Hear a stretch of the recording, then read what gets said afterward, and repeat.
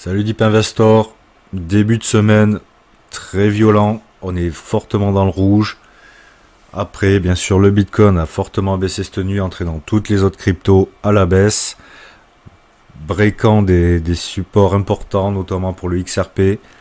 Après, tu verras dans cette vidéo qu'il faut prendre une vision plus globale, plus macro, et potentiellement on est en train de faire les plus bas. Bien sûr, dans les médias mainstream, ils vont commencer à parler de crash sur les marchés.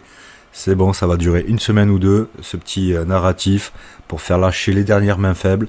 Et après, ça repartira fortement à la hausse. Et je vais te parler de trois indicateurs qui me font dire qu'on arrive sur le finish de cette baisse. Allez, c'est parti pour la vidéo.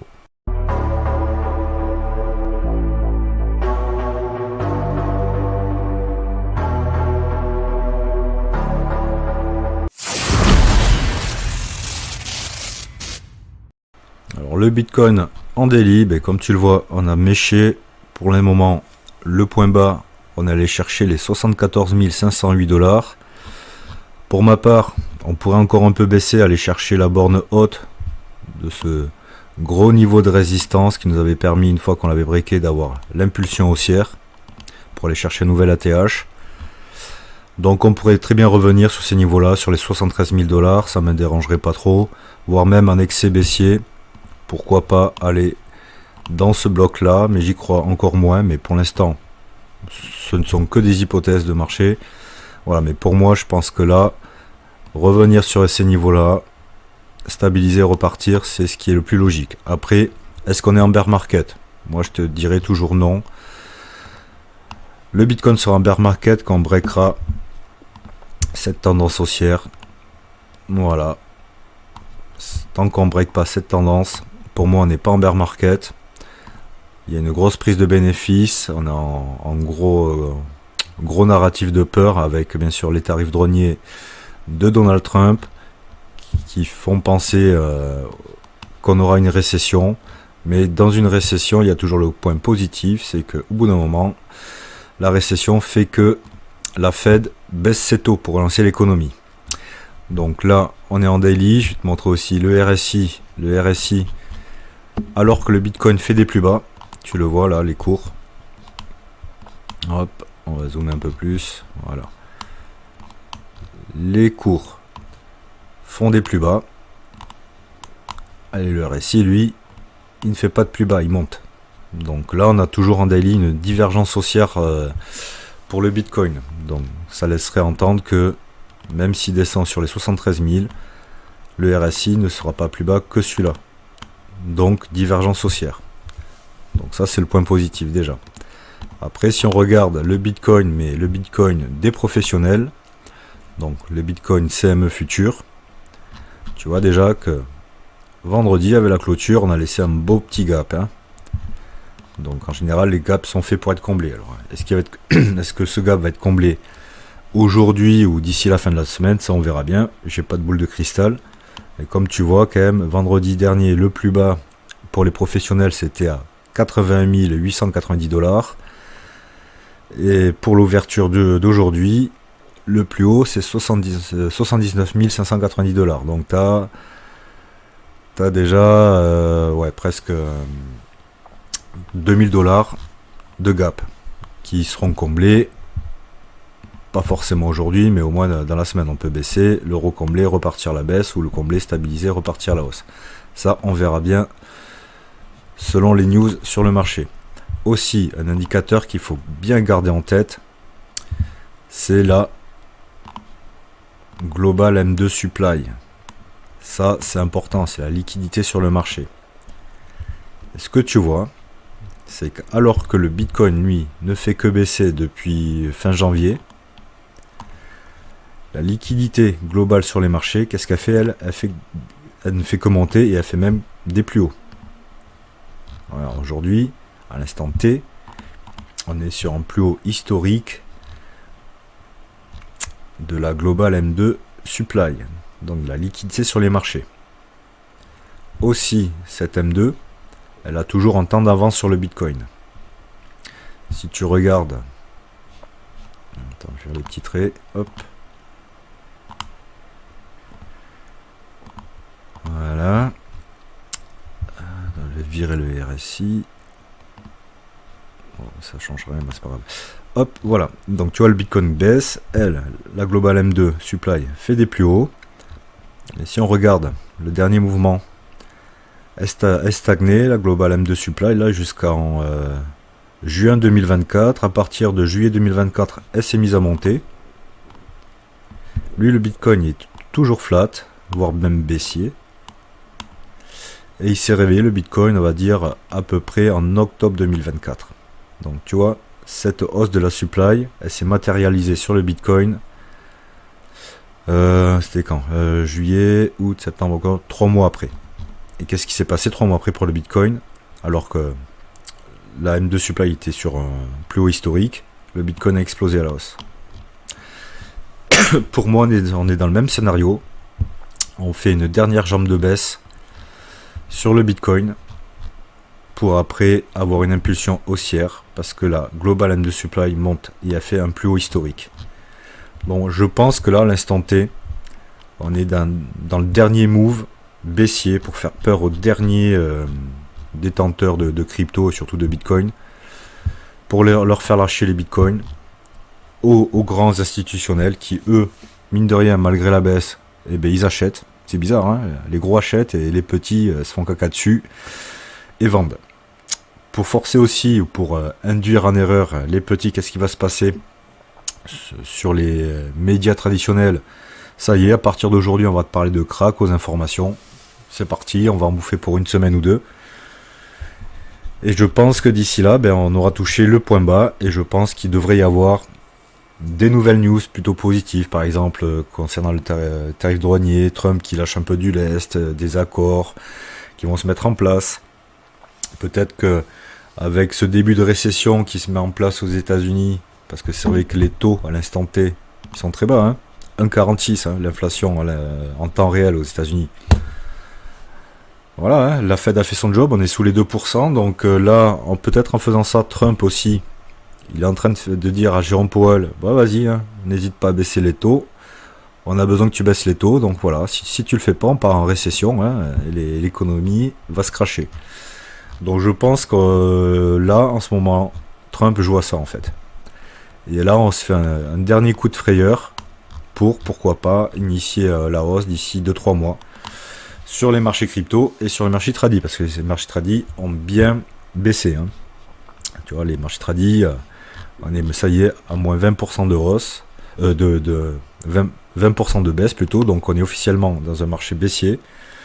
Mais après, comme tu vois, sur le SP500, il y a toujours cette tendance là, qui me fait dire, tant qu'on ne la prête pas à la baisse, celle-là, là, on n'est pas dans un marché baissier. C'est vraiment le canal de base de la hausse, une accélération, un excès haussier, ben on va revenir peut-être sur ces niveaux-là. Aller rechercher peut-être sur le SP500 les 4700 $, voire un excès baissier les 4500.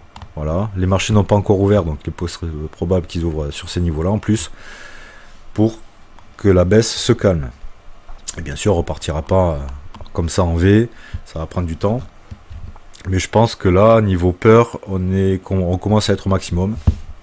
Et les médias vont parler de crash pendant 1 à 2 semaines, histoire de faire sortir les derniers petits particuliers qui sortiront bien sûr, comme d'habitude, en perte. Hein. Voilà. Et qui, quand ça repartira, n'y croiront pas. Et donc, ne seront pas dans le marché. Ils rentreront bien plus tard, quand le marché fera des plus hauts.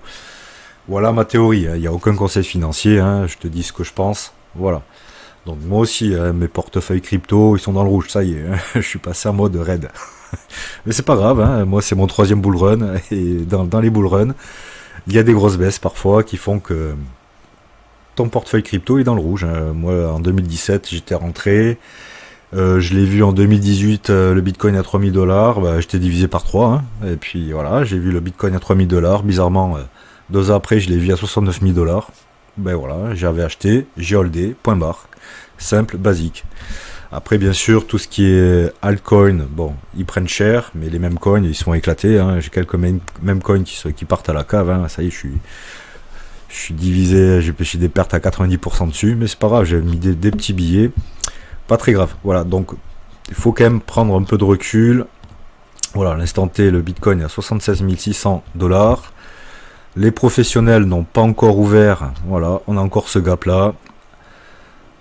Aller chercher. Est-ce qu'on va le chercher cette semaine ou dans la journée? On verra bien. Mais tu vois, garde bien en tête qu'on a une divergence haussière là sur le RSI. Que je te mette bien. Voilà, hop, voilà. Tu vois, le Bitcoin fait des plus bas, le RSI ne fait pas de plus bas. Donc on est toujours dans cette idée qu'on est en train d'arriver vers les points bas du marché pour le Bitcoin et les cryptos. Après, on verra bien. Passons à l'Ethereum. L'Ethereum, lui, par contre, il prend très cher, mais bon, je pense que là, on va y aller. On va aller sur ce niveau-là, le point bas du bear market. Hein, voilà, on va revenir sur ce niveau-là, en violet. J'ai de l'Ethereum aussi, c'est pas grave. Hop, on va revenir ici. Je pense que là, bah, on va avoir peut-être encore une semaine de baisse. Là, je suis en weekly pour revenir sur ces niveaux-là. Et j'ai du mal à croire qu'on aille plus bas que les 1000 $, mais bon, on verra bien. Il va falloir attendre que le Bitcoin, lui, se réveille pour que l'Ethereum reparte à la hausse. Et n'oublions pas que l'Ethereum, c'est la deuxième plus grosse crypto-monnaie, où tous les layers 2 sont dessus, notamment Coinbase et sur Ethereum. Faut pas oublier, hein, quand on aura fait les points bas, l'Ethereum sera... c'est déjà pas cher à l'instant T. Je pense qu'il y aura quelque chose à faire. D'ailleurs, j'ai vu sur X que pas mal de gros sont en train d'acheter de l'Ethereum, malgré cette forte baisse qu'on se tape sur l'Ethereum. Donc voilà, hein, faut savoir être patient, savoir être dans le rouge, surtout mettre l'argent dont tu n'as pas besoin sur les cryptos. C'est du bonus, tu mets de l'argent dont tu n'as pas besoin, je répète. C'est très volatile comme tu le vois. Mais voilà, moi c'est ce que je fais. Et je suis prêt à encaisser des pertes latentes, comme on dit en comptabilité, c'est-à-dire non réalisées. C'est-à-dire mon portefeuille est dans le rouge, tant qu'il n'est pas à zéro, j'ai pas perdu. Simple, basique. Et maintenant on va aller voir le XRP. Si tu veux suivre les dernières tendances des marchés et découvrir des astuces pour investir intelligemment, abonne-toi dès maintenant à la chaîne Deep Invest, la chaîne dédiée à l'univers de la finance et de la crypto. Et n'oublie pas de consulter les liens dans la description pour avoir accès à encore plus de contenus exclusifs. Le XRP, malheureusement, ouais, avec cette baisse, le beau support qu'on avait autour des 2 $, il vient d'être breaké à la baisse. On est en weekly, on va se mettre en daily. Voilà, on le tenait bien jusqu'à présent. Hein. Ouais, ça m'embête un peu, mais bon, hein, c'est normal si le Bitcoin chute. Bitcoin entraîne tout le monde à la baisse. Jusqu'à présent, on le tenait autour des 2 $ avec un excès baissier à 1,90, à 1,80. Mais là, aujourd'hui, ça y est, pas on est dedans. Par contre, comme tu vois, j'avais noté cette zone de support dans laquelle on n'était que rentré et jamais clôturé à l'intérieur. Avec cette grosse baisse, on est allé directement dedans. Hein. Je te parle de ce niveau-là qui correspond au dernier ATH. Donc, ce qui serait bien, il vaut mieux que ça les tienne, il faut qu'il reste sur ces niveaux-là, hein, le XRP. Il faut qu'il reste dans cette grosse zone de support pour reconsolider, ne pas briquer à la baisse. On est descendu même en excès baissier à 1,61. Il va falloir qu'il les tienne, hein. Sinon si on ne tient pas cette zone-là, il n'y aura pas de miracle. C'est direction en premier, on va dire les 1,30, 1,25 et après les 1 $. Voilà. C'est comme ça, mais c'est pas très beau à voir, mais c'est comme ça, hein, c'est le marché. Après, en daily, on arrive quand même sur les niveaux de survente. En général, quand le XRP va en daily sur les niveaux de survente, on a droit à un rebond. Est-ce qu'on a un rebond? On aura un rebond aujourd'hui avec l'ouverture des marchés US ou pas, ou dans la semaine, on verra bien. Mais on arrive quand même sur des niveaux de survente. Ça pourrait donner un petit rebond à court terme. Donc c'est pas top à l'instant T, mais bon, quand tu dézoomes, voilà, sur le XRP, malgré cette baisse, tu es toujours en tendance haussière. Hein. On a un gros triangle de consolidation, on fait un pump, et si on doit retracer, on retrace. Voilà. On pourrait regarder un peu niveau Fibo ce que ça donne. On a retracé 61% de la hausse. Je pense que c'est un bon niveau. Et puis comme par hasard, tu vois les Fibo entre le point bas à l'initiative de la hausse et le point haut. Ce gros range, correspond au retracement de 0,5 à 0,61% de la hausse.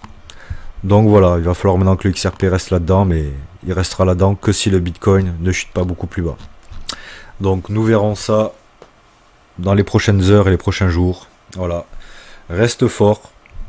N'oublie pas que la Global M2 Supply est sur des plus hauts historiques. Je vais te la mettre. Elle est où? Elle est partie. La Global M2. Ah. Je l'ai mis. Hop. Je l'ai mis là-dessus, logiquement. La Global M2, elle est où? Il me l'a sorti. Bon, c'est pas grave, mais bon, comme je t'ai montré en début de vidéo, la Global M2 Supply est sur des plus hauts historiques. Là, il n'y a jamais eu autant de liquidité sur les marchés. Ça veut dire qu'il y a plein de gros investisseurs qui sont en USDT, prêts à actionner le gros bouton achat sur les cryptos. En premier sur le Bitcoin, c'est normal. Après sur l'Ethereum, après sur toutes les altes. Donc garde bien ça en tête. Aucun conseil financier, on verra bien ce qui se passe lors des prochains jours. Ça peut encore baisser, ça peut encore faire mal au portefeuille. Voilà, si c'est trop chaud pour toi, ne fais rien, reste en dehors du game. On verra bien ce qui se passe dans les prochaines semaines. Voilà, j'espère que tu as aimé la vidéo. Pense t'abonner et je te dis ciao.